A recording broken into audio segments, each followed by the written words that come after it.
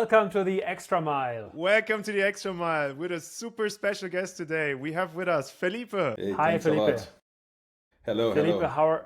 it's really great to have you here. How are you doing today? I'm pretty good. I'm pretty happy to be here as well. I think it's going to be a very, very cool conversation. So we've prepared an exciting episode. We will get to know Felipe a little bit. So Felipe will speak a bit about trends in AI. We will explore a bit his mindset. We will ask him some quick questions. So Felipe, you're going to be surprised by those questions, and then you can ask Puria and me something back. But really, to start with, I think we know each other since 2 or 3 years. The first time I saw you was actually at Bits and Pretzels here in Munich, and I saw you in this session, and I was really impressed. So next thing, at AWS, I spoke with the account manager, so true story. I said, I want to meet this Felipe. I know it's your customer, but I want to go to Hamburg and meet him. I never did that. I never went to Hamburg, but I actually spoke with him. And yeah, since then, we are somehow in touch. We met last Tuesday in Berlin. So Felipe, it's really good to have you here. Thanks a lot, man. Likewise. I'm a fan of your work, so it's really cool to be here. Yes, and Puria, you two also got to know each other. You want to speak a few words about that? Yeah, sure. I remember we had the chance to meet at the product symposium last October, and I could also send something immediately while we were meeting with Felipe for the first time, and I could already feel like your energy, like you have like such a high motivated state, and even if our conversation was very short, I kept that in mind, and we had also like immediately some brainstorming and ideation about what we could do together in terms of bringing together the software industry when it comes to AI. And then I also followed your recent activities on LinkedIn, saw also that you're, when it comes to AI, really following the latest conferences. And today I'm really happy to, meet again here in this setup and also have the chance together to dive deeper in some areas where we didn't have the chance to. Yeah, so Felipe is an entrepreneur and investor, and he's also the CTO of Jimdo. And Felipe, how about you tell us a little bit about yourself, who you are, but also what you're passionate about, and what brought you here today? Absolutely. So starting with the location, I'm Brazilian. I started my life and my career back in Brazil. Was always someone who couldn't stay longer and doing the same thing. So I wanted to explore. I'm really like a word explorer. I try to discover as much as I can. This is valid for my personal life and also for my professional life. Back in the times, startups were not a thing in Brazil, so I tried to do consultant work quite a back in 2015 when startups became a bit more on the scene. I was able to found my first company, and then my career progressed from there. So since then, I'm always involved on our startups or upstarts, getting them to the next level and exploring a little bit how to properly work. But yeah, I'm someone who, whenever I see a problem I need to solve, whenever I see a situation that can be improved, I need to jump. I'm very, very happy with what I do. And we want to dive a little bit deeper today into that mindset. So this is super interesting. When did you move actually to Germany? I moved in 2019. I had an exit back in Brazil, and it was time for trying something new. So my first idea was to take some time off. Germany was strategically in the middle of Europe. Back in the days, I was traveling a lot between Brazil and US. So Brazil is a very US-centered country when it comes to business. It was not super common to have business with EU back then. And I wanted to explore. So I wanted to learn a little bit about the culture. I wanted to understand and travel around, but I just couldn't not work. So I had to find something to do. So since then, I'm working here in Germany. Yeah, so I'm glad you are in Germany. And so Puria and I, in the preparation of the session, we dived a little bit deeper into your LinkedIn profile. We explored quite a lot and quite a few interesting things. So you're saying, for example, that you love to connect with people and to learn from them. And let me say this, not everyone writes something like this on their LinkedIn page. So it really connected with us. So what does it mean for you? Tell us a little bit about that. And it's true. It's very interesting because a lot of people, they come to me nowadays and they ask for some mentorship and to really help them.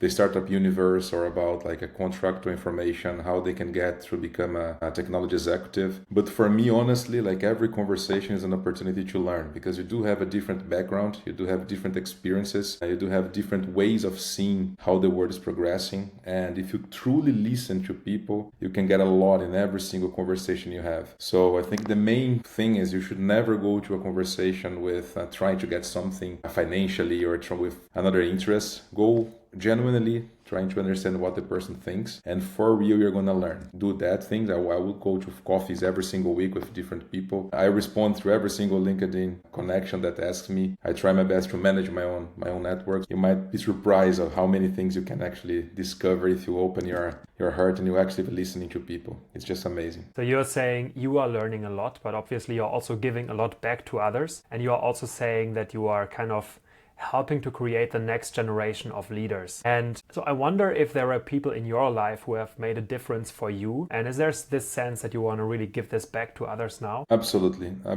So I think the first one is my father. Like it's also written on my LinkedIn, like he's the smartest person that I ever knew. Like I also work with technology, and he basically built one of the first banking systems back in Brazil. And the whole experience, the way that he sees the world made me be who I am. I'm not alone on this one, so it's not just a proud son speaking about the father. Like I do have some very successful friends nowadays working in cybersecurity, working network with their companies, and they also say like, hey, your father was the person who actually supported us in this transition to get stuff done. My first boss, so Ricardo, like he was also someone who opened my eyes a lot on being responsible, being on time, thinking through. Multiple managers across like my life. And it's funny because one of these managers, he just wrote me last week on LinkedIn asking for some time, ask some questions because he wants to learn a little bit about like some stuff I'm doing. And he told me like, I'm following you and it's so nice to see. I'm very motivated by what you are doing. And I'm like, man, for my mentor to tell me that you're motivated by me, it's just amazing. So it's a feeling that is great. So again, I try my best to retribute. I think like I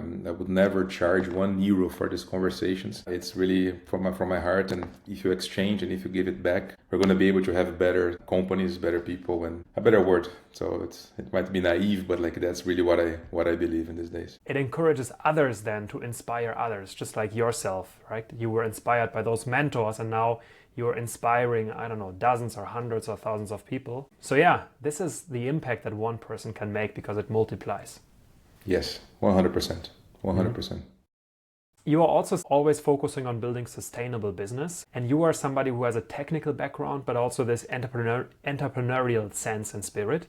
And I think, of course, this is super crucial to have those both sides, and also what you said earlier, having heart. What was first for you, speaking about the technical and the entrepreneurial background? How did you discover those sides, and how would you also recommend people to strengthen either of those sides? Yeah, for me it was really like I when I realized that I was able to, when you think about technology and tech people, they're very connected to technology, of course, but like they try to build the best system in place. They study all the ins and outs of technology, but it's very hard to find people who actually understand what the pain is. So the customer needs, like we call these days. Also breaking down in smaller releases that you can actually learn with your customers. It's something that very early on I realized I was able to do. I was able to communicate. Back then there was no startup word, but like when I was working with consultant business, I was able to communicate with the C-suite. I was also able to communicate with the interns, and I had the opportunity to speak the same language. And this showed me that whenever you build something, you need to deeply understand the whole ecosystem that you're inserted. And you need to enjoy this because again, like you need sometimes to let's be fast now, or let's make it right and let's repay what we just did it so we can get something sustainable in the future. And for me, this was natural. So something that I really appreciate to do. And because I believe on that, like I was able to explain the teams how to do it. So my recommendation would be first understand if you are really passionate about solving problems, because it's also very difficult. Like sometimes you release something, nobody uses it. Sometimes you think the solution is the best one, and when you read the comments, it's just super messy and you need to reiterate. If you enjoy doing that, that's a path that you should follow. But never sacrificing quality and sacrificing the sustainability. It's very important that you build something right. Otherwise, you might also be left behind because you need to spend so much time fixing the things you let open. That would be tough for you. So providing this understanding and explaining to the people like how they should do it and why they are doing it's super, super, super important. And I discovered very early. Again, there was no startup back then. So it was really tough for me because I had to do consultant business. I was actually navigating through different companies and doing some project-based work. But whenever this startup world came to reality for me, it was just like a mind-blowing opportunity to actually do some decent work and be paid. I'm really passionate about it. So like I don't see it as I can differentiate this. This is my work. This is my life. Like this is the problem I'm trying to solve. So it's part of my identity. I'm the person who walks in the street with my company hoodie and on weekends I go out. So it's really it's different. It's amazing. And how was it for you, Felipe, the very first time where you decided, okay, you want to do your own business? Because for most tech people, when they don't have any experience running their own business or you really going this step, I think you also need to have the courage to do it, but also you need to have the right business model. So you were mentioning that you saw, okay, back then, maybe there wasn't the typical startup landscape you would say we have today, and you decided, okay, I will go for consultancy. How did you find the right strategy, and also how did you find the courage to say, okay, I'm going all in and I will do this now? Courage was really, really difficult. I had to fight every single person in my life because they were all like, I basically abandoned a job at IBM to move to a company with like 10 people. So I had a very good career progression already set at IBM. Moving to this other place where we were basically building, back then we were building the POS for truck drivers in Brazil. So it was something revolutionary. And again, it was a smaller company. And there I understood like, this is what I like to do, but I don't want to be here for a long time as well. So let me find some different places. I was very lucky, if I have to say, like, because I found a company. I was the employee number 6 of this place, and they were building services in different places, and I was the one going there and being deployed to these customers, the different customers, even though I was very early. And the guidance they gave me how to behave, how to position, it was just clear what to do. So I would say like that the courage came through like, that's what I want to do. So I really want to bet my career on this. I'm not happy where I am. So there was like a whole plan for me when I'm going to become a manager, when I'm going to become a director, and this is the path that you're going to go. And in 25 years, you're going to retire, and that's the amount of money you have in the bank. And I was like, that's not for me. I want to really understand and leave different business, different use cases. So, and I was lucky to get in a good place because I met also a lot of people who also tried the same and their experience was not good. So they burned out and then they came back to a big enterprise because the life was just not so good like the one that I was able to do it. Find the right colleagues, find the right bosses, find the right people, meeting a lot of different leaders and really getting to know some interesting people. I would say that our life should be like, it's always like a stair, and you need to be lucky to find somebody who's going to pull you to the next place, and you need to bring someone with you. And this is super important, so you can really go and discovering. So everything I built and every work I placed in my early on career allow me to be on this consultant business, and every good work I implemented in my consultant business now is paying off. So I have people who call me for be like a board member on their companies. I have people who ask me for some advices, and that's how you build this community around yourself, always giving good work. So if I may say, I think it was very lucky to find the right places to go. But I think it's also your good work ethic, but also you can really hear your long-term thinking. You also mentioned sustainable businesses, not like just going maybe for the short-term success and then potentially burning bridges, but really building this long-time relationships, and also that you really didn't shy away from seeking others' help. So to be very active and to find opportunities, how others can inspire you or give you the right idea or find the right customer for your next project. I think this is really empowering for others. It is. And also one important thing is and again, I'm a big believer, the energy of the universe. So always give it first. If you really go and not expecting anything in exchange. So again, like we're having this podcast, I should not be expecting something from you guys and you should not be expecting something from me. We are giving each other and we are having this conversation, and things are going to happen in the future. So this is also something I see these days, especially this new generation. They're very like, I want to have very fast, so I want results, what I have from this. But if you actually deploy your work and you have your work ethic, but you honestly and genuinely go for learning, for exploring, and for getting an opportunity, things are going to come back, and they will. It's certain. Like if you do it properly, if you do it with your best intentions,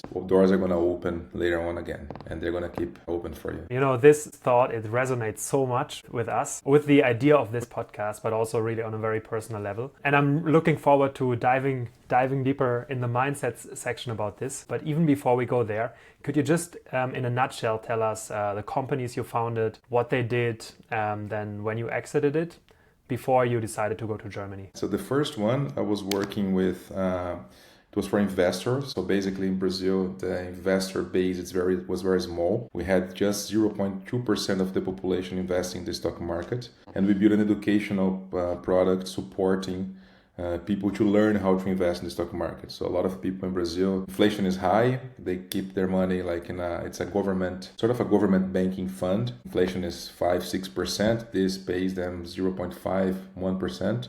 So they're losing the purchase power, and we build a technology for helping them to learn how to invest. Later on, I moved to a company we were working with investor relations. So every publicly traded business, they were using our services, and I basically built the whole digital transformation of this company, as allowing publicly traded companies to find the best investment funds for them, to do like all the filing work, every single bureaucracy that was required and took a lot of energy from them. We had a solution that was sort of self-service, and we basically dominated the Brazilian market. 95% of every public traded business was part of our company. I was always involved in multiple projects, but I think these two were the ones that really made me who I am right now. So my real experience on how to actually build something and see the results of what you build. So both sound like really significant and big impact problems that you solved. And I think that this, in a similar way, I approach my customers. Basically say, okay, what's the biggest problem and how can we help you solve that? I mean, how can you have the biggest impact with your time, right? What is the idea you want to work on? And it doesn't have to be the biggest impact idea in this world, but it should definitely be very impactful, at least for a group of people. So thank you for saying that, and maybe now building the bridge to what you do right now as the CTO of Jimdo. Maybe first of all, before we go deeper, tell us in a nutshell what Jimdo does. At Jimdo, we started as a website builder. So the main goal of Jimdo was to support solopreneurs to get a scene online. So build a website, buy a domain, everything that is required for you to get your place. And now we are changing the strategy to actually support them in everything that is good for them to manage their business. So we are moving away from simply a website builder to actually getting the whole life cycle that is required whenever you are a solopreneur. So solopreneur being only one person managing a business. Speaking about you working in tech for over 20 years now, obviously some things have changed in the last years and in the last months, and it's accelerating. What's your perspective on this? So how does it feel to be in tech right now? It's the best thing. As I've been since 20 years, I went through a lot of transformation. So I saw firsthand, I started my career working with Windows Forms applications. There was not even a web-based version of the app. And I used to tell the people who works with me right now that I was in my car, grabbing the flop disks from every single factory, coming back to the office, putting the flop disk and synchronizing on the main server. That was back then my first job. So I went through the transformation from web. I saw the transformation from the mobile phones and then web 2.0. But now with AI, it's the most exciting time that I've ever seen in my whole life. And it's exciting for me. There's a lot of issues out there that we can solve as society. There's a lot of things that we can improve. And we were before tied to our time. So we're constrained. I have maximum amount of time to do something. I have the maximum amount of energy I can display something. So we had to choose. And now with AI, everybody can actually build stuff. I know that we're not quite there. There's still some improvements and the companies are getting to improve their models. But the idea of people being empowered to solve problems and people being able to use their curiosity and their mindset to actually get stuff done is just amazing. So it's the right time. I'm very, very happy to be in tech right now. Also so grateful, honestly, to be in tech right now. In this period, it's so exciting. And as you said, many years ago, you used to go picking up these disks. You can only pick up so many disks per day, and then you really have to choose what problem do I solve. But right now, anyone can solve any kinds of problems. And this improves so much on the individual level, and this can improve so much on the overall level as well for society, for environment. Yeah, it's what we had as CI/CD pipelines back then compared to today. And this is just one small part of the tech stack, what has changed. So, how fast we can roll out the newest software to the customers, but also things finding code from other colleagues, which is maybe 5 years plus older, or maybe sometimes over 10 years old. And now also with agentic engineering, so much has changed. So actually also the expectations towards developers have shifted. So I would say, of course, there's no high expectation in terms of productivity. And with all the possibilities we have now, what would you say is the transformation that you're seeing within your teams? And also, what is your way of empowering this? So really helping everyone to benefit from AI. I feel it's a constant work. So first of all, I had to understand deeply what AI was about. And it's one of those things that honestly you have to explore. What we are doing is actually giving access to everyone to explore, to try out, to see how powerful it is, and to actually, we're saying I swallow the pill, so it's really like going to the right direction and seeing how amazing things can be and how powerful and how more performatic their work can be. Then they understand like, whoa, okay, if I can actually work this out and I can actually improve the system and I can build better system, I'm using my time much better than before. So I'm not working, I'm not debugging my code for 3 hours or for 30 hours to find something. I'm actually asking AI solving, and I can build something new. I think that's very important to keep repeating yourself. People need to understand the why, giving them the tools, allowing them to try out, allowing them to test, allowing them to explore, and making some commitments as well. Like, let's try to change this thing, and I'm together with you there. I'm working with you, and I'm going to show you how this can be done. And they see that like it's genuinely working together and exploring new solutions. So we have like AI deployed in every single department. We are trying as much as we can to see the use cases that can be improved. Again, there's no expectation that you need to optimize yourself by 10x. That's not the thing. But let's explore together. We know they are the experts in their fields. We can provide the tools, and then we work together understanding what can be done, what cannot be done. And of course, comparing the models and improving the way that we work. I mean, for our engineering department, it's just amazing. Exactly what you said. If I had someone, I don't know, I need to start a new project or I need to go to a different team, it was a lot of work until they were onboarded, reading the code, reading documentation, how to run the code, how to run the pipelines, secrets, and all of these things. Now with AI, you can just basically ask the agents, can you please explain me what this code base does? And you have like a summary. It doesn't replace you, of course, because you still need to understand and do the work, but it optimizes. So we can get much faster to the results that we were planning. In terms of productivity increase, what would you say? How many X's has your productivity increased? And where is it going, say, in 6 or 12 months? I would say we're already like between 3 to 5. So I can see this on the numbers and some metrics that we control. And I think it's going to be exponentially.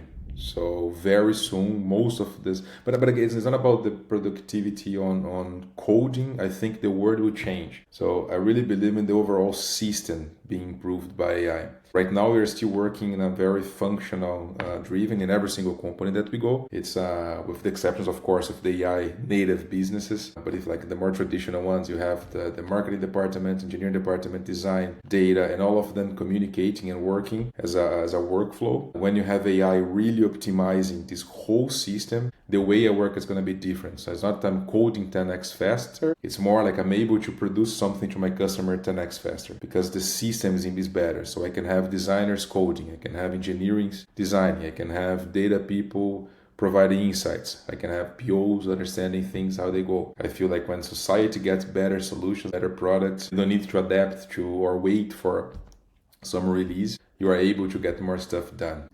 It will be a different way to get through. Yeah. So ultimately, your 500,000 customers, they benefit, and ultimately their end customers benefit because you can just innovate faster. And it seems like even though you spoke about 3x and 5x and it's increasing, do you think the work is getting less or is getting more? How is that? I think it's getting more because you can do more stuff. So I know that a lot of people, they think about it like I'm going to keep doing my job and I'm just going to reduce the time because I'm not going to have a lot to do. But you do. If you're really... there's an old saying that say like if you want to find job, you're going to find job. So if you try out, if you understand what you can do more, if you're not happy with like the status quo and you want to disrupt it, you are going to find things to do, always. So I see there's more work because now I can do more. I mean, I'm more empowered to do. Me personally, I'm a terrible designer. I struggle to think about the layout of stuff. I'm very good at user experience, but I'm very bad at designing things. Now with the tools I have in the market, it's very easy for me to explore new ideas and to show some assumptions and to make like some kind of prototypes. And it's a work that before I would never do it. Never. So I would ask someone, hey, can you please design this? And then I would wait. Now I add something more on my plate that I can actually get done. So again, if you try to find it, search it, and you find. Yeah, this huge backlog of ideas that you can finally realize and nothing is stopping you. I think this is also my experience. I'm sure Puria here as well. Absolutely. Yeah, it really helps with innovation, I would say. So you have also now more time to experiment, or even sometimes you can just let it experiment for you just with the short specs of your idea. And then it's so cool to see that, it builds something and probably 85% of what you have intended. And maybe question to you, Felipe. You said now you can design things and really realize ideas you have in your mind faster. What are some of the effects you're also seeing within your team? So that people maybe build something which probably wasn't possible before. And now you have like this chance of experimenting together as a group and coming with totally new innovative ideas for your customers. Exactly. It's much faster right now. So the designer, they can actually prototype things and already have a working software to explore. And before you would have a Figma file at your core, whatever tool you choose that we are going to click and do a clickable prototype and make meetings with your customers. Now it's so much faster and the meetings are so much more productive because you can see it live. So you can actually explore. And the same is valid for every single team member. When they have ideas, they can just go and make some prompts and then see the end result. Things got faster, the way that we go. Now you can really explore in real time. So I feel that this productivity improved a lot. Still to be done. So there's a lot of work that we can do to get better.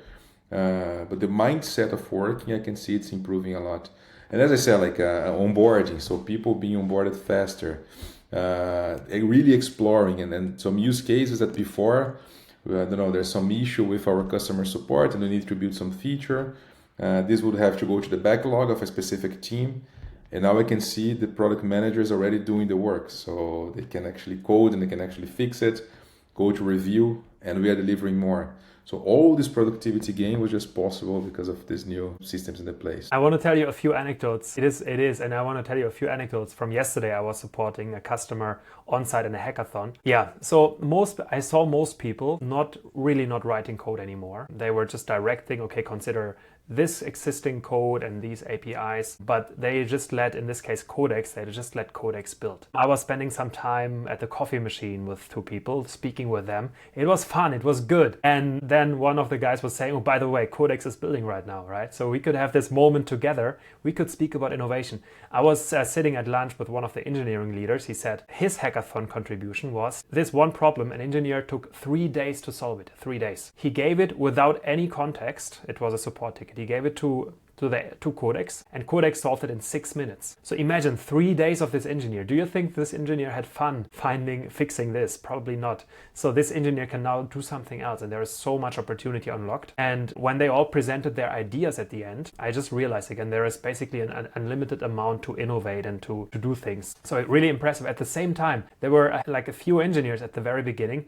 They were just installing Codex. They were just getting started. They had never touched it. Next to them, sitting engineers, they don't write a single line of code anymore. So what you said at the beginning, to do this in an inclusive way, I think it's super important. At the same time, of course, then the openness and the curiosity and the openness of the people, and to actually do it, it's super crucial. Yes, and it happens. Again, you need to keep iterating and exploring. Of course, some people are going to be scared or even saying like, hey, come on, it's not going to work. We're basically telling that my job is useless now, that some tool can actually do what I do. And that's not the point. Like the boring work that you were doing before can be replaced by this. And you can focus on something much more relevant and smarter, and you can keep doing. So, and when people swallow and they try it and they see the result, it's the moment they're like, okay, now I see what you are talking about. But it's a constant evolution and a push that needs to come from, at least in my perspective, it has to come from the executive team. And I mean, as a CTO, I need to say that this is the vision that we're pursuing and explaining, of course, the why and what we're trying to achieve. So this will guide the people to follow this through. Awesome, Marseille. I really love how you tackle this to keep the team inspired. One thing I'm also thinking about is when you would go back and think about when you yourself worked with creating code for the very first time. And now imagine you would have had the same tools we have today and you would start with it. Where would you say, hey, these are things I would recommend to be careful, especially at the beginning, compared to someone maybe who is now used to develop maybe 10, 20 25 years plus and probably did a lot of mistakes, which helped the person to learn and become a better developer, architect, systems engineer. What would you recommend, especially now to the young coders nowadays, just getting started? And again, it's something that AI helps a lot because I started my career very early on, and back then the frameworks were not so known. We used to call the pure technologist. So I was basically working with understand the byte. And when the frameworks came to place, a lot of people, they stopped understanding how technology actually does the work. So one example is garbage collector. If you go to a language like C# or Java, you have like you're using Spring Boot, the whole memory control is made by the framework. So you as an engineer, you don't have to understand how memory works to get your job done. Until you have an issue with memory leakage or something that you need to take care, and then you have no idea how to actually solve it. And I think AI can help you with that because AI explains. So my recommendation would be, of course, we use AI as much as you can and make the code driven by AI. But whenever you read it and you have a question and you want to understand the syntax behind it, ask AI, what is this about? What is the concept behind this, what I'm doing here? Why this is important? What this method is actually doing? And whenever you understand the concept, every language is easy to navigate. So in the past, we used to say like that, when you reach a seniority, you are language agnostic. So it's like learning a new language. You know how to talk. You just need to learn a new language. Now with AI, it's even easier. So you know the concept, you know how the structure works, just get it done. So curiosity is important. Don't just let it work for you, but actually try to understand. Whenever, like you said, like the other engineer took 3 days, AI solved in Codex solved in 6 minutes. Ask Codex, what have you done? Why this was an issue? How can I avoid this in the future? So be curious about the outcomes of AI, and this will allow you to be a very good engineer. I really love that metaphor. It also shows like information retrieval was so hard back in the days or just a few years ago. I mean, don't need to go that far. And nowadays, I think, what you said, it's really about the proactiveness to really look for the right questions and to benefit from them. And now you have AI in front of you, you can immediately ask it and have like the biggest chances ever to learn, but you need to be proactive yourself. I mean, in my beginning of my career, Google was not a thing. So Google was just starting around and there was no Stack Overflow that you could, if you have a question about coding, you could go. So most of the issues I had to read books. Like there was a library in the office that you go and get the book and understand what is a connection, and then you move. So I have other cases like of some very good friends of mine that similar situations, like working with PalmTop and having to discover how the firmware actually works. There was nothing they could research. They really needed to read the whole manual and make the work. Nowadays, you don't need that anymore. So it's much, much, much easier. And if you have the right questions, if you understand the problem you're trying to solve and not just follow through, I mean, the smartness of our world would be huge, because you can actually understand what's going on. By the way, as you say that, I really feel the gratitude of the possibilities we have right now. It's so convenient, right? You highlighted that the work is changing. So on the one hand, it's the full software development life cycle, right? That can now be supported by AI or in a way automated, enhanced, but also between roles. There could be whole new work charts in the company. Let's look a bit at the value proposition of Jimdo. What is possible now and what will be possible in the future for all of those customers? I would say that the biggest advantage is the hyper-personalization. So personalization was not something that, we were usually using agnostic. So you build a tool that is agnostic to the use case, or you would have a very heavy work setting the tool up with everything that you need. So if you think about companies like HubSpot, you think about companies, Salesforce, like you can do a lot of work, or SAP, you can do a lot of work, but you have a configuration step to get like the tool working for your specific business. Usually you purchase something and use like 10%, 15% of everything that the tool offers. And I believe that like it's the same in our case. Small business solopreneurs, they have unique needs and they are different. So each of them have their specific work to get done. And with AI, you can actually move to a hyper-personalization by default, by design, because AI can adapt according to the use case you are trying to solve. So I expect our customers and every small business in the world to get way more powerful. So the tools that they're going to be able to use, the experience they're going to be able to deploy are going to be much easier. We are working as much as we can, and we believe we have a very important play in this game, and we have a lot of knowledge that can be useful. But I imagine a world where, again, like my mother, she used to sell chocolate, for example, back in Brazil, and she was a solopreneur, and she doesn't understand about Facebook, she doesn't understand about ads, she cannot create a website and build an ad and get found online, she doesn't understand how to react to bookings, she doesn't understand how to dispatch things. And it's not something that, not because she cannot learn, she can, of course, but her job is to do the chocolate, like that's what she likes to do. And with AI, if you can actually understand where she's from, what she's doing, how to actually send the information, best prices, cost, and everything, for her it would be super straightforward. So I imagine customers and businesses being improved by that as well. It's really democratizing access to that. It's democratizing for your mom, but for any person that creates something unique, they want to sell it or they want to promote some other service, to do that in a very simple way. Like just speaking with an agent, and I know you are doing a lot of agentic in the background at Jimdo, and this agent then really helps them, meets them where they are and brings them to where they want to get. I think you also mentioned that the people using your agentic features, they really have significant impact on their sales numbers, on their revenue. Exactly. Because if you can find where they are in the journey, and you can get them to the next important thing fast, because you are talking their language, you are doing their work with them, it's just like the magic happens, and they can see the results in more transactionality, more revenue, and getting better conditions. I know, Puria, you are also building an agent, and maybe you have one more technical question before we move to the mindset part. Yeah, first off, I would like to highlight that Jimdo was one of the first Germany-based software vendors that really went further and integrated AI into your product and from different angles. And some of the things that I saw that you have nowadays is, for example, the analytics that you just described, but also helping to use this analytics meaningful, to apply it on the right strategies to grow your business, but also to create your actually web application through AI now within Jimdo, and now even with a ChatGPT integration, so make it even more easier to access it directly in your AI client if you're currently there. So this is now helping small businesses like a florist, a hairdresser, and so on. What is your vision? How do you see this now move on in the next, we could say actually months? Everything is so fast nowadays. I would say we were also,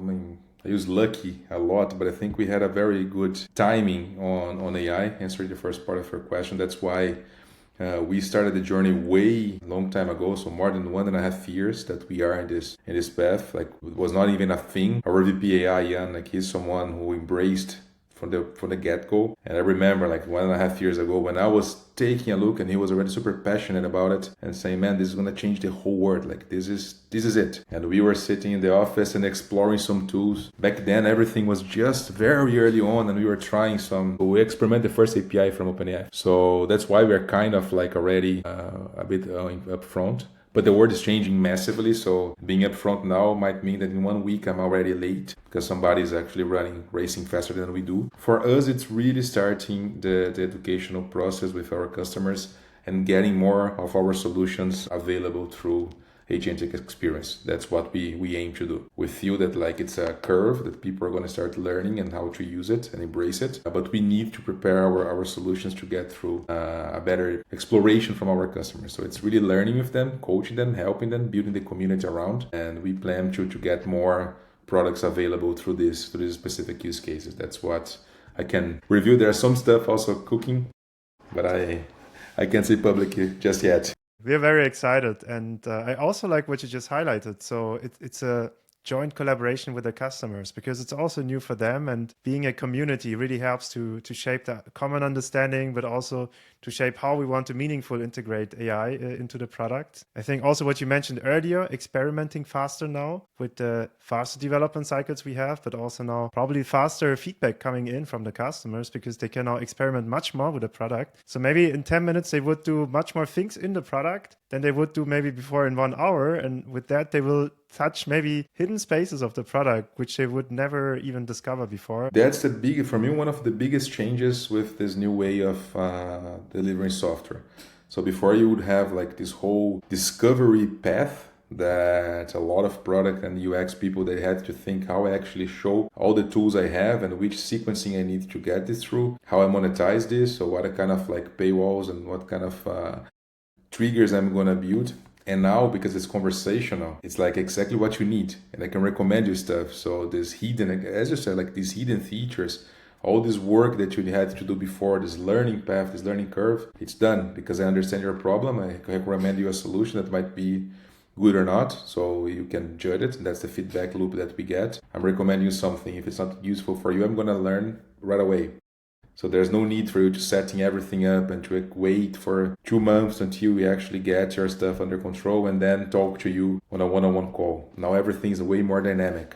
So it's really exciting. So the time to value is super, super fast. And I think this is a good wrap up now for the more technical part. And now, Felipe, we are really excited to hear more about your mindset. I would say this is how we can very generally say it. But I think a good starting point is we went for a dinner together on Tuesday. It was a CXO and founder dinner. And you told me you were on the South Side Festival in the US 2 weeks ago. So tell us and tell the audience what brought you to that festival. Why were you there? Yeah, this festival, so I have some Brazilian friends from the startup time, and we made a deal that we would be always in this conference, and we basically rent a house, we stay together, and that's the week that we exchange ideas, we explain each other what we are working on, we try to see if there's synergies and supporting, and we kind of like through the week. My favorite festival, like I think it's a place that every innovator should go. They have, of course, the music and the film festival, but also the startup scene. And I think I told you during the dinner, I was having lunch, and from nowhere there was like the scientist from NASA who was leading the team that found water in Mars talking.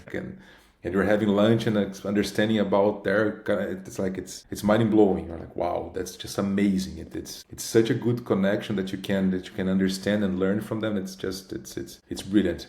So for me, it's the week that I go and calm down. It's the week that I'm calming down in the sense of really talking to people and communicating. But I come back my head is frying. We can understand the tendencies. We can understand where the world is going. A lot of decent panels for discussion. It's just great.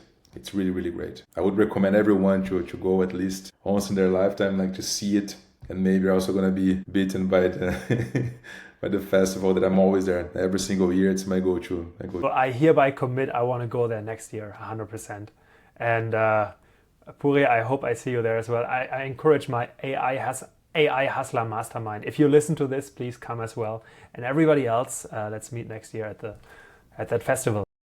Sounds the right place to be. And I mean, not every day you have the chance to talk to the NASA scientists who are working on discovery of water on Mars. So it's so impressive. Are there maybe a few more stories you can share from that festival that inspired you or kept with you afterwards? Mainly like the topic was we're going to go with AI. There's a very high possibility that you're going to get through a world that is thriving. So every single economy in the world will be thriving, but people might be unemployed. So when is the time to discuss what are we going to do? Because countries and economies are going to be very powerful, and it might be that people are not going to have the resources to get through life. So the current ecosystem, the way that we work right now, is this enough or not? So having these conversations was just like, again, it's not that this is going to happen or no, but trying to understand the philosophical path of AI.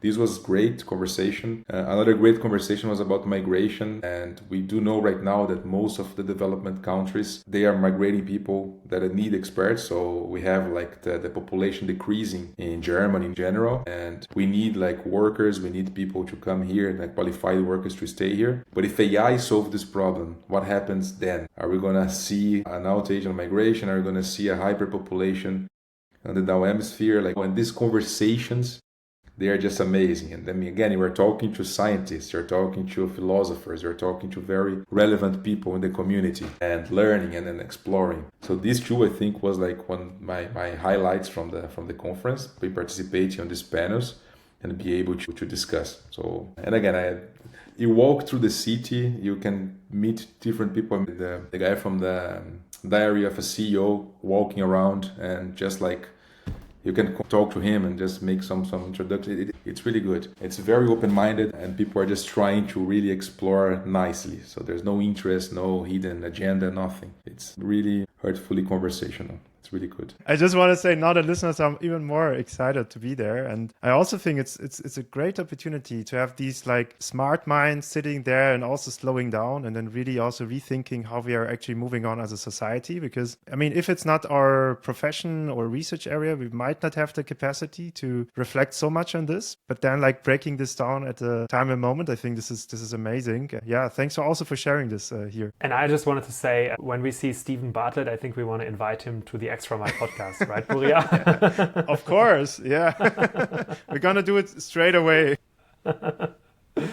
Yes. So yeah, thank you for sharing those insights. What do you think can an individual do when we really think of the mindset, really to prepare? You know, there is this saying, in the times when there is spring and summer, it's good to prepare for winter. Right? So it could be some habits or some ways to see the world. What do you think is important right now to prepare? I think it's super important that you are ready to go and don't like try to find excuses, but rather try to make it happen, try to make it work. I think we had a situation last week that you call me on Sunday, can you come to Berlin on Tuesday? And like, yeah, of course, like we're going to make it work. Because I think it's important for having these conversations, and I'm going to learn a lot. So I'm going to be part of a group of people who are also doing nice stuff, and this is what is going to pay off in the future. So it's an investment that you need to do.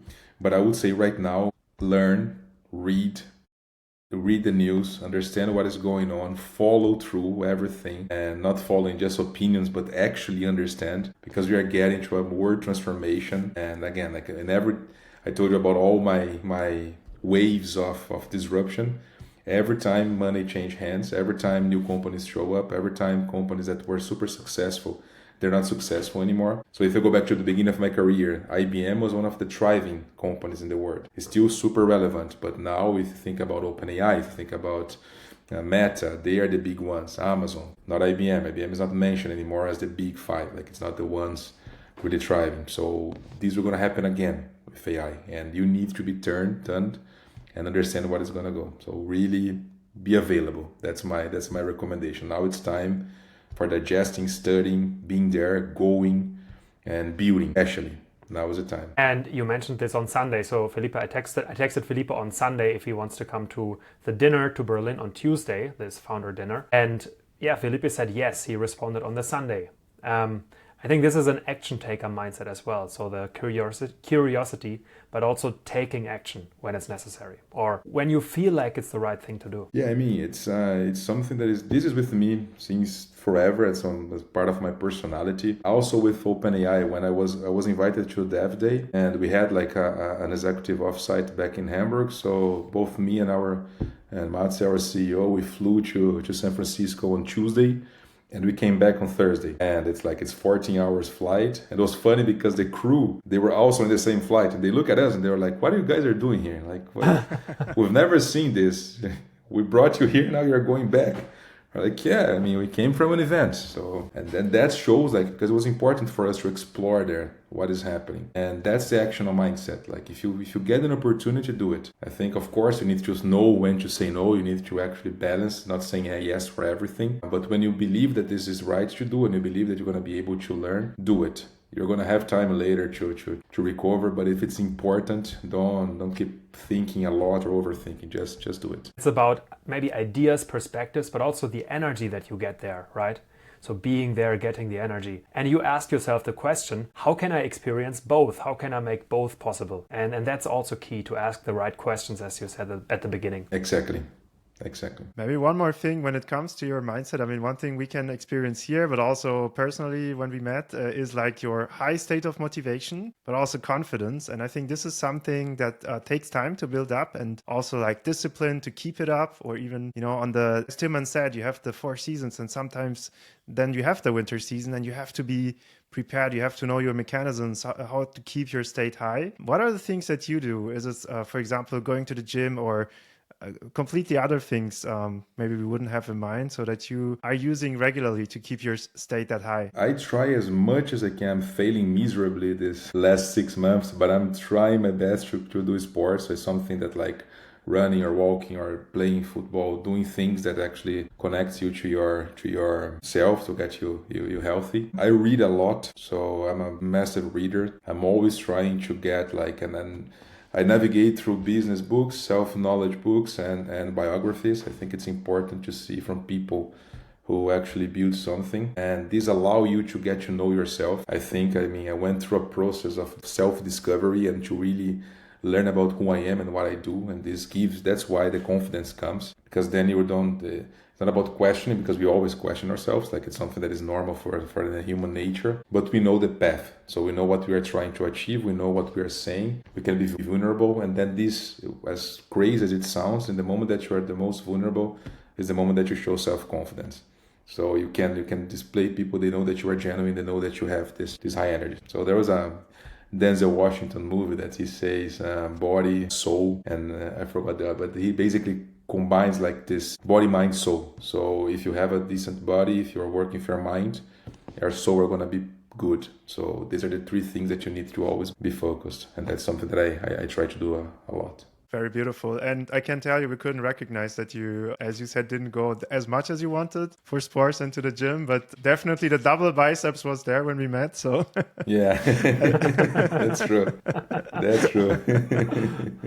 One thing that I want to share is no matter how much I work in a week or how much I do, when I go for a workout, for a high intensity workout for 50 minutes, I feel always refreshed afterwards. I always get new ideas, new perspectives, because it's just such a reset. Or as you say, reading a book. It's not just about what you consume there. It's about creating that space of mind, these new ideas, and then connecting the dots. Yeah, it's magic happening out of this. And oftentimes I also realize there are some insights. Maybe I don't implement them right away, but these ideas stick. And I think our organism is made in a way to use the right skills and ideas in the right moment. So whatever you read, if it's something valuable, it may come back a couple of months or days or years and be helpful. So great habits that you shared. I think we have at least one more question here in the mindset I have section. one, yeah, because Felipe mentioned especially about the books that you're reading and how it helps you. If you could pick just one book which really changed your life and your whole mindset, which one would it be? I'll have to pick two because they're really good together. So one is the growth mindset, which shows like that a lot of people, they do not have the growth mindset, which like if something is happening, so let's say I got a bad grade in school, I can or say like, yeah, I'm not good enough on this, or I can learn from the situation and figure out how I can get better next time. And I was very lucky to be raised in a house with the growth mindset. So I never figured this out before, but I was never punished for something that I did wrong. So it was always like a lot of questions, how we can get this better, how we can do better next time, how we can improve this. Even if like I really don't know how to do that, let's try, let's figure this out, let's work together. And I really recommend this one because it's valid for everything, for a personal relationship, for parenting, work-wide, sports. If you're gonna run a marathon, you don't start running 42 kilometers and say like, yeah, I cannot do it. You need to go step by step and need to improve step by step. And this book talks about this. And the one that helped me to discover myself a lot, it's called Quiet, the Power of Introverts. And I belong to a category personally that I'm half extrovert and half introvert, so I can be super, and you know me from my energy, from the way that I do, I can be like 95% of my time super extrovert, but that 5% I need to reconnect to myself. It was really difficult before to understand that, like why I'm so tired after like a whole day of event, why I don't want to share a cab. So if we stay together like for the whole day in some place and you say, let's share a cab to the hotel. I'm like, man, I need to walk. Like I really don't want to share the cab right now. And it took me a lot of time to understand this. And this book, Quiet, it explains all the genetics and the brain composition for that. So it's difficult readings, but very good readings as well. I would recommend both of them. Wow. Yeah, thanks for being so open and recommending it. And we're going to add the books also in the descriptions. I haven't read both of them, so I will definitely now get them and check it out and also reflect. I mean, we can even see it with AI. AI needs time to reflect, and we also should proactively give ourselves the space to reflect and really think about the things happening and then with the growth mindset, learning from it. One thought that came to my mind when you spoke about the growth mindset and that it's obviously impacted by the way kids are raised. I think through AI, we have the possibility to bring those positive ideas, bring this positive mindset, this growth mindset to people if we just build those systems well. And I think this is an incredible opportunity. And I hope we will, or I'm actually certain that we will do this better than we did with social media.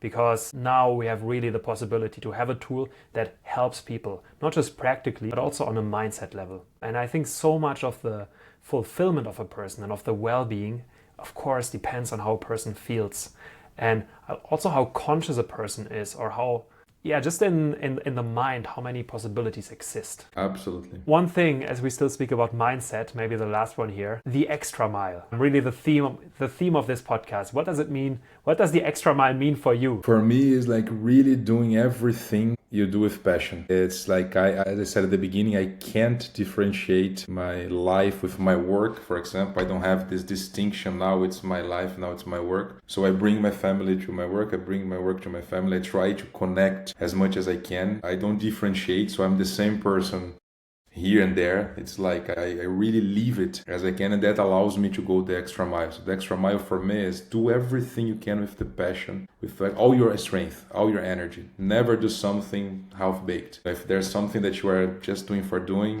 don't even start. So do everything you can with passion, really understand the why, and then be convinced about the why, what you're trying to do, and the extra mile will come always. Like it's just it's part of your being. It's really difficult. So it's really difficult. A lot of people, they struggle to get to this point, but I really think if you make an assessment, like what is important for me and what I'm doing, you can find the extra mile in every single thing that you do.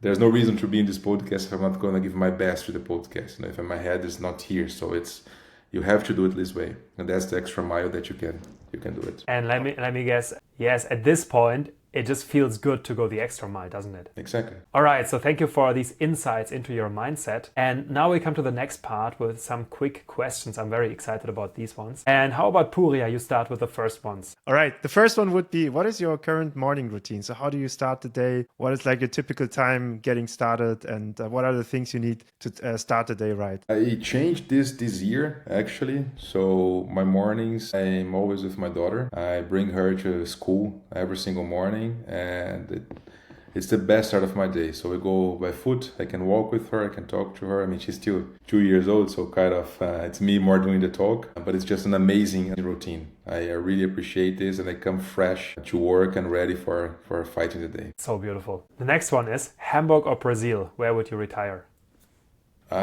Brazil. I'm a really big lover of Brazil. Like I think it's I mean, the food is amazing, the people is nice. It's for retirement. I think it's a good place to be at the beach and just relaxing. Yeah.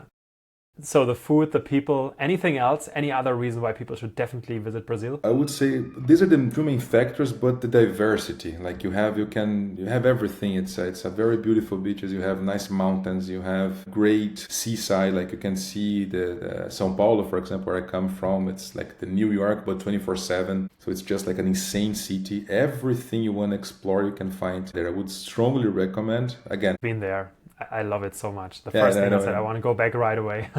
Yeah. Speaking of Brazil, what would be your favorite all-time football player from Brazil? And we call it football over here. It's Europe, folks. So Ronaldo is... I had the opportunity to see him playing. Unfortunately, I had to see the 7-1 also, but I saw the 2002 World Cup when we beat Germany in the finals, and he was like insanely good. He played in my football team after he was almost retired. Like he was super overweight, and the way that this guy plays is just amazing, and he's my favorite from all. A football genius, yeah. Yeah, he is. So I have another one. Speaking about Germany, what is the best thing about Germany that nobody talks about? Germany is such a safe place to be, and I had examples that I forgot my backpack in the subway, and the next morning it was on the Fundbüro. Like I could go there and get it. And this is something that we try to not appreciate so much, that kids can get the public transportation just for getting by themselves. And the second one is the freedom of going with the public transportation. This is something that we also take it for granted. But I mean, US, there's no bus. There is a bus, but like it's not as common as here. So everything you do with a car. And this possibility that you have to go and to move yourself without caring and super comfortable. I can get a bus at 10 in the night and nothing's gonna happen with me. It's just amazing. I don't think the Germans and the Europeans in general, they take it for granted. They don't understand how important this is for a feeling and to feel calm and to know that everything's going to be okay. Beautiful. So true. Thanks for highlighting that. Yeah. Maybe one more. If you could pick one thing right now that is totally underestimated right now in the tech scene, so something going on and maybe few people are aware of it, but not like the large audience. If you would pick one, what would it be for you? It's one, I mean, a lot of people, they are not, I would say, so much on this one, but I think the glasses. So the way that we are like this technology being developed, and Meta is again doubling down on this. I feel it was not the right moment when they did the first version, but this will change as soon as we have the right algorithm in place. I think this will change the way that we work. In Austin, like there's a friend of mine, he was representing a glass company that when you do presentations or like this podcast, I would be able to wear the glass and the script would be falling in my face. So, and nobody would realize that you're actually reading something. And I imagine that like if you have this and in the moments that you are trying to see some news or watch some movie, you don't need to have a device in your hand. And I think people are really not talking a lot about the possibilities. So this combination with all this, the Minority Report style of working, I feel it might be something to pay attention. So the next round we meet here for next episode, we all should have now the glasses and then do this like extra mile edition.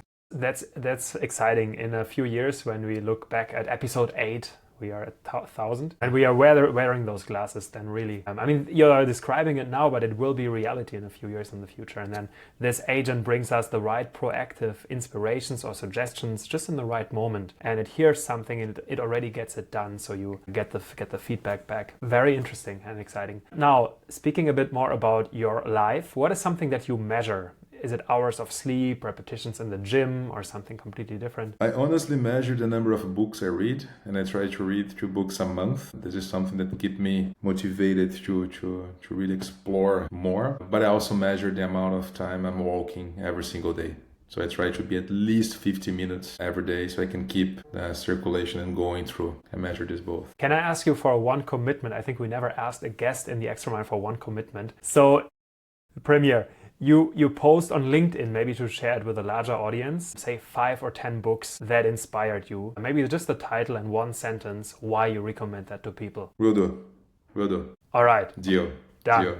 Nice. Done. Cool. All right. Now, a quick question. What's a tool or habit or ritual that helps you go the extra mile? It's really having at least once a week, 1 hour for myself for thinking. So I got close to myself. It can be or during a walk or doing something, just sitting in the couch or like trying to be by myself. And again, I'm not a person who knows a lot. So every time people try to connect with me and try to talk to me, I'm always very responsive. But once a week, I really try to see everything that I'm doing, how closer I am to the goal.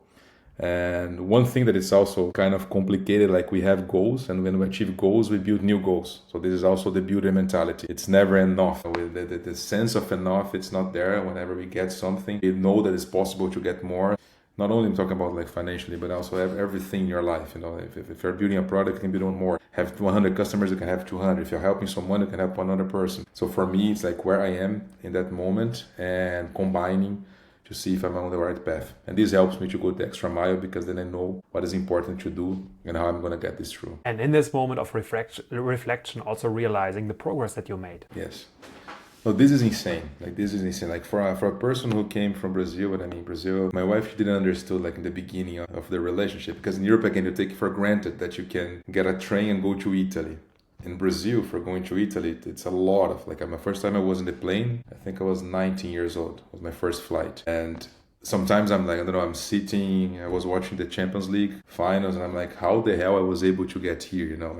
And this is the path that you are actually making the whole exercise of your life, and understand that you're on the right path. Or being invited for dinners or talking to people and being exposed to very interesting folks like we had at the dinner. So it's like, wow, it's the right path. So you're getting to the right way. And these moments you are also very grateful to the lucky that you had for pursuing the path. I can only highlight that you're a big inspiration for many, and I'm very happy we also dive deeper into where you're coming from, but also your vision for the next things. And also what you just said, the growth mentality. It never stops. It's a journey, and just keep being inspired, keep being motivated, reading books. I mean, 2 books per month. It's amazing. Like, just to memorize this for yourself. I have this goal for myself. I want to spend the time there, and not like underestimating what it does actually with you, how far you can get with the new insights you get there. So yeah, thank you so much for sharing this, Felipe. Of course.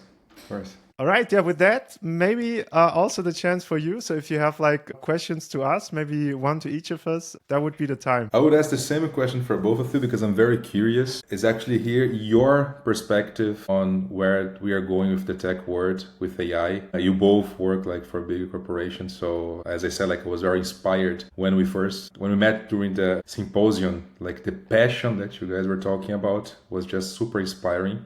And it was not a normal symposium where people just go for being there. You know, you actually put the effort and you made the whole thing super personal to the people who were there. You were able to organize it. So what is your take? Where do you see the industry going? Where do you see going to be the biggest challenges for yourselves and for the companies? And how hopeful you are for the future? I think that would be same question for both. I would be curious to hear. Thank you. Tilman, would you like to go first? I wanted to ask you the same, but I'm all right. So I'm going first. I want to start here. How do I feel right now? And I think six years ago, I really started a personal journey of personal development. I developed this very, very proactive mindset. I developed some new habits. I had my first therapy. I learned to become a coach. Basically, I learned to be super curious. I learned to connect with my intuition. I think I learned to communicate better. All of those things are very human sides. And now when I think of AI, I think it's able to augment the human side, or to give us more moments when we can be really human. Instead of staring at the screen, we can talk to the computer. Instead of spending 3 days finding a bug, we can let the AI find the bug and speak with a colleague, speak with a team about the impact that we could have. It's about people realizing their ideas. It's about people that want to help other people now being able to do that. It's about people finding information which can help them to build a business. It's about people finding information that helps them to live a healthier life, to feel better. And I mean health alone, and what technology can unlock there. I have very strong health and fitness routines and nutrition routines, and I all the time inform myself with AI. This will help me to live longer, but also to feel better. This will help me to have a positive impact on other people. So it can really augment, it can help us be more human, it can help us to be healthier, it can overall help the society to live a more convenient life. And I think I'm oftentimes very curious about the past.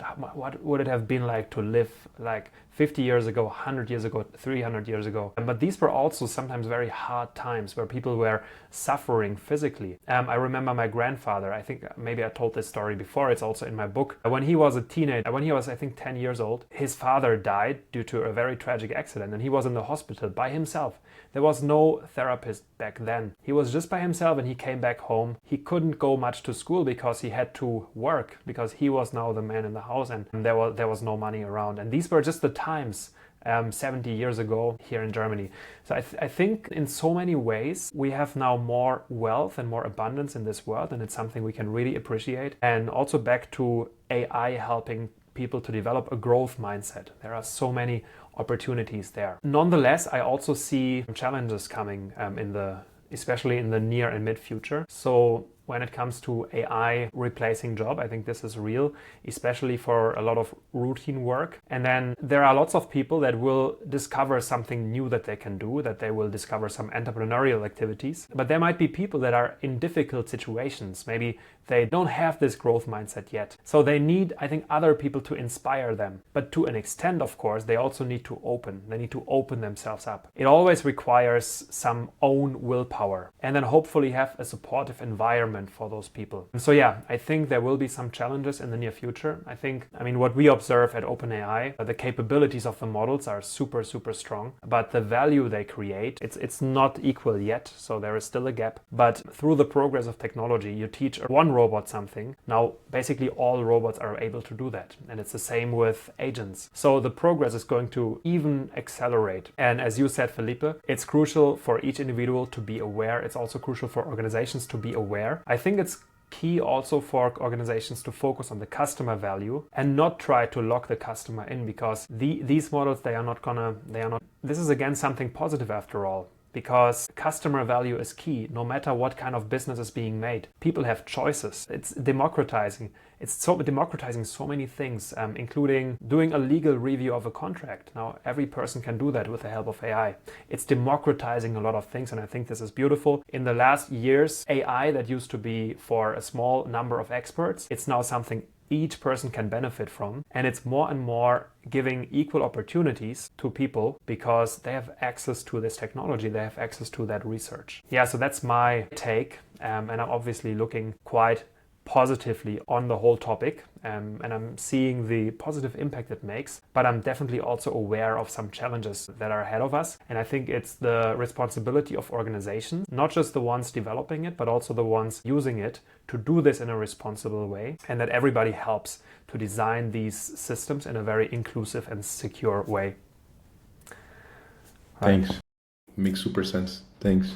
So that's my answer. Over to you, Puria. Amazing. Yeah, thanks for going first, Tilman. And I was really inspired by what you said. And I think if I would try to find a perspective on this, I think there are many angles where you can enter the space and then try to forecast what's going to be next. I would pick 4 areas. So I would say first one is like, now we have the age of inference. So this is also underlined by many in the industry. So especially with the chips now being built, more and more really optimized for inference. So this is going to make inference cheaper, decrease the energy consumption, but at the same time, the overall consumption is increasing. Having the energy for these data centers to power this age of inference is also going to be a technological engineering challenge that we need to solve as countries. So also here it's going to be important how different countries define their energy politics and really make sure that the data centers have enough capacity available in terms of energy, but also to make sure that you have the right policy. So I think a lot of things will happen there. And then for the businesses, it's amazing from a perspective of that we will have the chance of more and more AI to be integrated in our products without the high pressure of cost control. Right now, it's already much better compared to 2 or 3 years ago, but still we're not there that you could say, of course, we will continue to monitor, but we have like so much capacity when it comes to our margin, so that we can say, okay, we can increase more and more AI in the product. So that's why we also see these different tiering strategies with $20 subscriptions, $200 subscriptions. And I think this is going to get better. And also the cost going to decrease and everyone going to benefit from it. And then the other part is actually the chance for new businesses. So Felipe, you described the different phases that you saw and how things got reinvented, new companies came in, and I think we still have a very good window for new companies solving problems for their city, for their surroundings. So coming up with very new innovative ways and using AI agents to solve problems which could have been much more complicated a few years ago. And this can be applied to almost every areas of life. And I think this is going to increase everyone's life quality and maybe also to some of the challenges. So I would pick education. So the challenge now with education is that kids are, or even students, or even ourselves, we are now relying more and more on AI. And if we are not consciously using our own reasoning or consciously seeking to read books or have this habit of daily reading, then we will lose actually our critical thinking and analytical capabilities, which took us so many years to build up. And this is something we need now to be very careful for ourselves, but also especially for the next generation. And connected to education, I would say there is also this chance now for many roles to learn new skills. So I was talking, for example, with a friend a few days ago who is an amazing developer. He does things I have not even seen from AI. And he was telling me his journey. He was like, yeah, 1 year ago, I was using AI. It created a few lines for me. I used it to evaluate my code. But now I'm actually in a stage where I don't write any lines of code anymore. And now I'm thinking, what's going to happen to me? So do I need to learn to be maybe more an infrastructure architect or have a different high-level look on things and start to upskill myself, maybe get more cloud certifications and so on. And I think here we have some uncertainty, and there we also need, and I think this is also great what you said, Tilman, like having organizations, having different stakeholders really helping people, especially with the struggle. And That's, for example, why I picked creating Udemy courses, because there I saw the chance helping as many people as possible to get upskilled fast. And I think the demand is super high right now because many are struggling with this. And this is something we need to overcome and help people now to democratize actually this high level working now, especially in the tech world, because coding was so hard, so tedious. Not many had the chance to think like a software architect or infrastructure architect. And now this is there actually, the chance is there. So you can be actually a team manager of multiple AI agents building your projects for you. And this is something with a lot of opportunities, but also the upskilling necessary there. And then maybe lastly, what it does to our personal lives. When I think about, I also shared the story once with Tilman. When we were in the university, me and a colleague, we were so excited how to build actually this place that you could bend. And we started going through the university's floors and looking for different books. And then we had like a combination of physics and electrical engineering and chemistry.